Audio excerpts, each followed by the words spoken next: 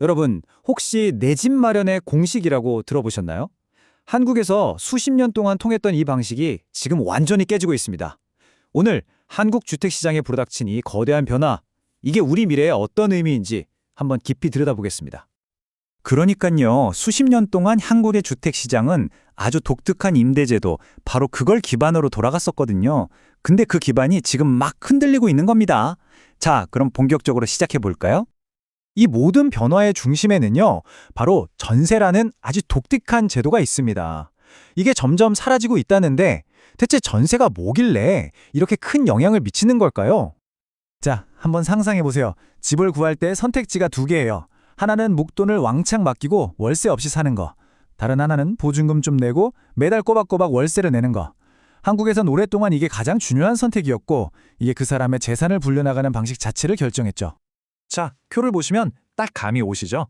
전세는 말이죠, 집주인한테 큰 돈을 무이자로 빌려주는 대신에 2년 동안 공짜로 사는 개념이에요. 계약 끝나면 내 돈은 고스란히 돌려받고요. 반면에 월세는 뭐 우리한테 익숙한 거죠. 보증금 좀 내고 매달 집세를 내는 방식. 정말 오랫동안 한국에선 전세가 당연한 거였어요. 임대차 시장의 주인공이었죠. 근데 지금은 완전히 판이 뒤집혔습니다. 이 그래프 좀 보세요. 진짜 놀랍지 않나요? 2012년까지만 해도 전세랑 월세가 팽팽했단 말이죠. 오히려 전세가 좀 더 우세했고요.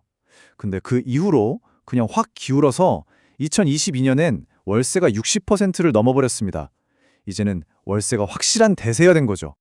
이 흐름은요, 지금도 계속되고 있어요. 2025년 들어서는 신규 계약의 60% 이상이 월세입니다. 와, 정말 대세네요. 여기서 진짜 궁금한 게 이거죠. 아니, 도대체 왜 이렇게 갑자기 시장이 바뀌는 걸까요? 이게 한 가지 이유 때문이 아니에요. 뭐랄까? 거의 퍼펙트 스톰 같은 거죠. 세입자 입장에서는 전세 사기 때문에 내 보증금 떼이면 어떡하지? 불안하죠. 정부는 또 가계부채 관리한다고 전세 대출을 콱 조이고 있고요. 집주인들은 또 어때요? 이젠 금리도 오르고 하니까 이자 받느니 매달 따박따박 월세 받는 게 훨씬 이득이거든요. 이 모든 게 딱 맞아 떨어지면서 전세의 시대가 막을 내리고 있는 겁니다. 자, 근데 이게 그냥 전세가 줄고 월세가 느는구나 하고 넘어갈 문제가 아닙니다. 이게 바로 우리, 특히 젊은 세대가 돈을 모아서 내 집을 장만하는 그 과정 자체를 뒤흔들고 있거든요. 옛날에는 이런 공식이 있었어요. 이른바 주거 사다리라는 건데요. 처음엔 월세 살면서 돈을 좀 모으고 그 돈으로 전세로 옮겨 타는 거예요. 전세 살면 매달 나가는 월세가 없잖아요. 그 돈을 차곡차곡 모아서 결국 내 집을 사는 거죠. 전세가 바로 그 사다리의 가장 중요한 중간 발판 역할을 해줬던 겁니다. 바로 이 말이 핵심을 짚고 있는 겁니다. 월세 비중이 커진다는 건 그냥 임대 방식이 바뀐다는 게 아니라 저 주거 사다리가 뚝 부러지고 있다는 의미거든요. 중간 발판이 사라져버리는 거죠. 생각해보면 너무 당연한 얘기죠. 매달 월세로 50만 원, 100만 원씩 나가면 그만큼 저축할 돈이 줄어들잖아요. 특히 이제 막 사회생활 시작한 청년들이나 소득이 많지 않은 분들한테는 내 집 마련이라는 게 정말 아득히 멀게 느껴질 수밖에 없는 상황이 되는 거죠. 자, 이렇게 시장이 삐걱거리고 특히 지방은 건설 경기가 너무 안 좋으니까 정부가 가만히 있을 수가 없게 된 겁니다. 그래서 직접 팔을 걷어붙이고 나섰는데요. 과연 정부가 꺼내든 카드는 뭘까요? 정부의 전략은 크게 두 가지 방향입니다.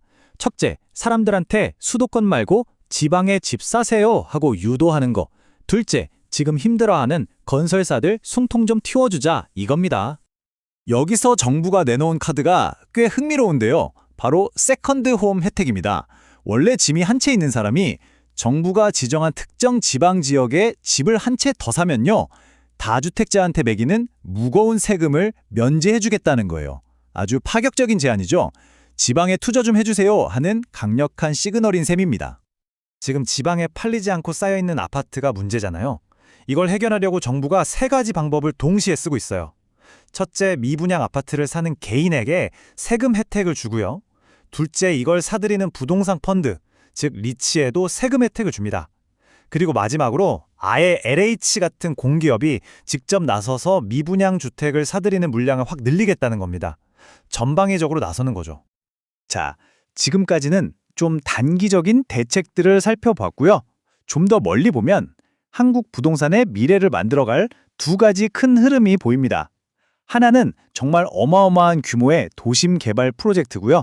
다른 하나는 바로 지속 가능성, 즉 친환경 건축입니다. 한쪽에서는 이런 초대형 프로젝트가 진행되고 있어요. 서울 잠실에요. 컨벤션 센터에 3만 석짜리 최신식 야구장, 그리고 호텔 객실만 800개에 달하는 정말 입이 떡 벌어지는 규모의 복합단지가 들어설 예정입니다. 도시의 스카이라인을 바꾸는 거죠. 그리고 다른 한쪽에서는 이런 변화가 있어요. 바로 지속 가능성인데요. 2025년 12월부터 새로 짓는 큰 건물들은요, 이제 무조건 신재생에너지 설비를 갖춰야 합니다. 자체적으로 전기를 어느 정도 만들어내야 한다는 거죠. 에너지 효율 기준도 훨씬 깐깐해지고요. 미래를 위한 투자인 셈이죠. 자, 그럼 이렇게 거대한 변화가 일어나는 와중에 딱 지금 현재 시장 상황은 어떤지 최신 숫자로 한번 빠르게 체크해 볼까요? 일단 아파트 매매 가격은요, 여전히 오르고는 있습니다. 다만 지난달에 비해서 상승폭이 약간 줄었어요. 시장이 살짝 숨고르기에 들어간 모습이네요. 전세 가격도 오르고 있습니다. 근데 이게 왜 그럴까요? 맞습니다. 집주인들이 너도 나도 월세로 돌리니까 시장에 남아있는 전세 매물 자체가 귀해지는 거예요.